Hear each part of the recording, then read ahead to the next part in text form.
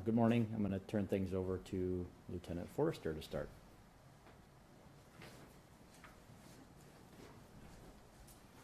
Thanks, Sam. Good morning. Rob Forster, F-O-R-S-T-E-R. I'm a lieutenant here with the Sioux Falls Police Department. And I just want to do kind of a recap and a little bit of information about a program that we started in the fall of 2023 known as the Sioux Falls Police Department Career Cadet Program. This was started in partnership with Southeast Technical College and the Sioux Falls Development Foundation, in partnership with the City of Sioux Falls as well. Through this program, it helps to increase access to higher education here in Sioux Falls for community members that may be interested in a law enforcement career. The cadets will join us as a part-time employee through the City of Sioux Falls, which is a civilian role. They will then receive 12 credit hours through Southeast Technical College while they're earning their degree in law enforcement sciences. During that time, they'll be assigned a mentor here at the police department. They'll work with different sections within the department to learn about the department and also community engagement events such as Coffee with a Cop, our summer hydrant parties that we partner with Sioux Falls Fire Rescue and the Park and Recreation Department, along with National Night Out and several other community events that we currently hold with our department.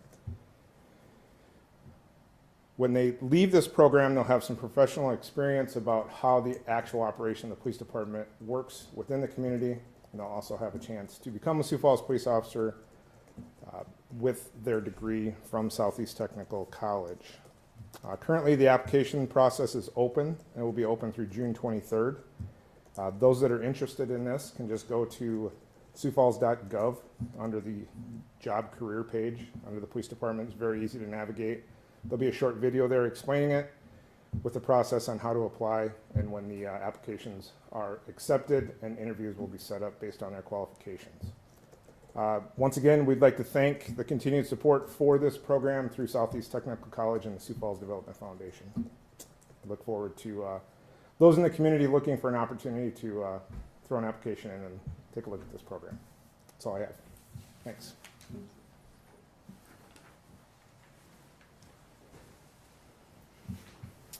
All right.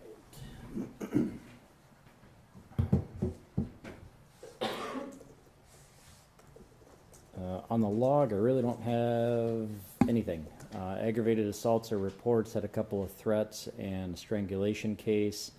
Nothing big from the disorderlies. Sex offenses, one was a report, the other was a guy that exposed himself. Vandalism's nothing concentrated in any area, so.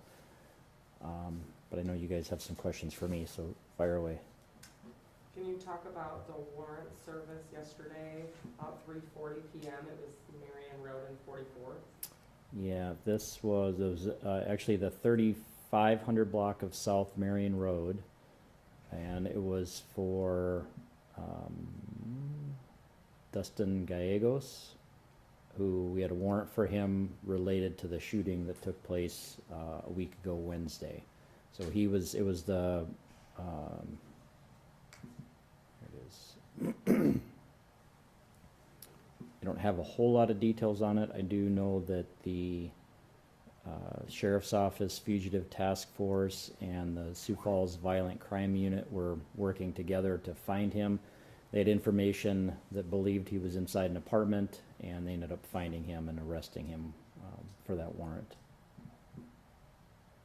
I don't really have anything other than that, but It was a peaceful ordeal, or? let me see.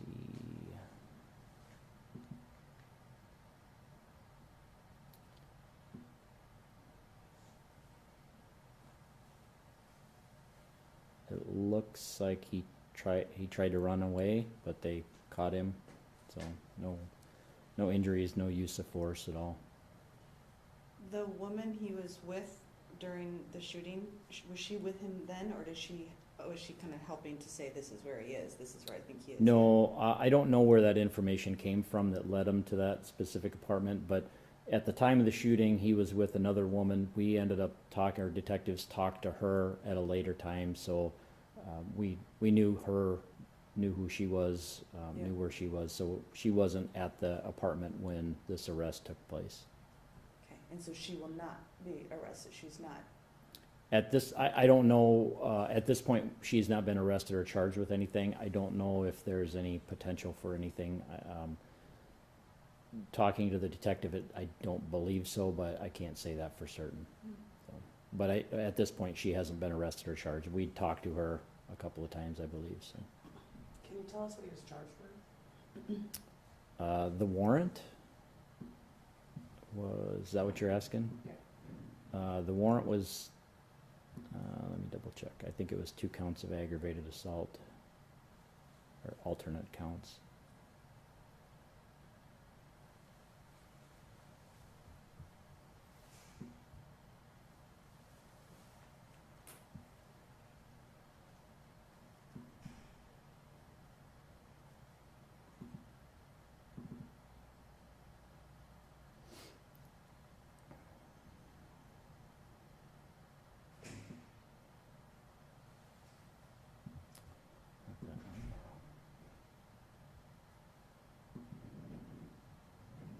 Yeah, 2 alternate counts of aggravated assault, and the warrant carried a $100,000 cash bond.